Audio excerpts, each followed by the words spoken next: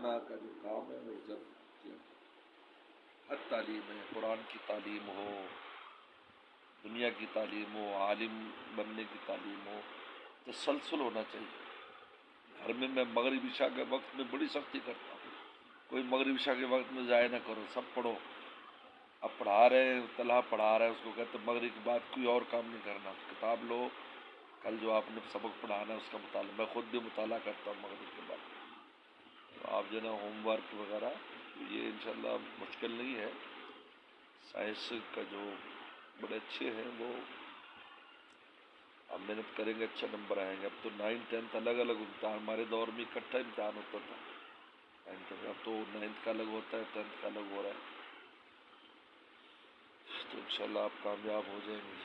یہ بھی حفظ میں بھی مسلسل محنت کرو بیٹا، ہمت سے کام لو، یہی عمر ہے آپ کی، پھر بعد میں تو موقع نہیں ملنا۔ اس لیے دردہ کو